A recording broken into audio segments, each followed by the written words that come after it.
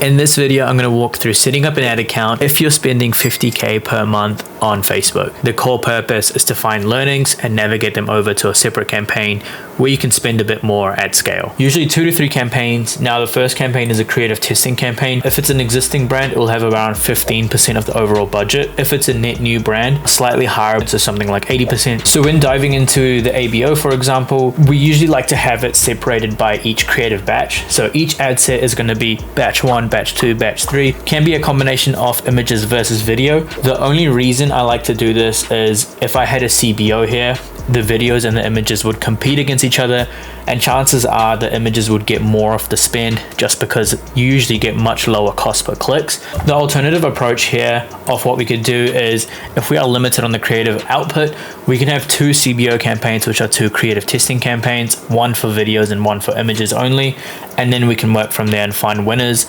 and ideally put it into our ASC campaign here, which is our scaling campaign. Now ASC is Advantage Plus. This might not be available for all accounts, but if it is, I think it's a great opportunity to leverage some of Meta's new AI tools. Advantage Plus in theory is actually just an ABO campaign with just one ad set, and then you can just filter through 50 ads if you want. You import a bunch of audiences based on past purchases or anyone on your Klaviyo email list, and what Meta will actually do is find customers who relate similar to the people on the list, almost like a lookalike, but it goes after net new users. And you can also go ahead and actually put like a budget cap on it. So for example, I could have maybe 5% of overall budget target to existing customers, or I can set it as 10%. What we've found work well for us is usually staying around that 5 to 10% of your daily budget going towards a retargeting audience. Once you've gone ahead and actually set up your existing customer budget, we scroll down further and go ahead and actually set up the attribution setting.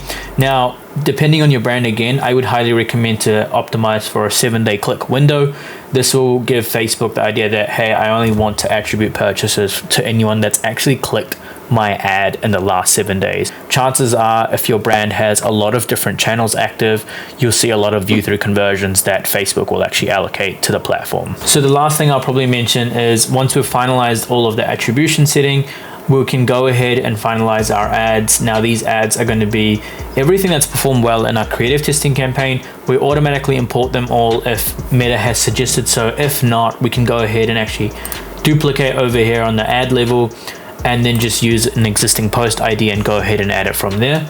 And the last campaign I'll be walking through is actually a bidding strategy campaign solely around cost caps. For example, our ideal CPA is $25. What you want to do is give it a little buffer for your cost control. So set your cost control at roughly $30 to $35. Now you can play around with this number depending on if your creatives get the spend or not at that cost control.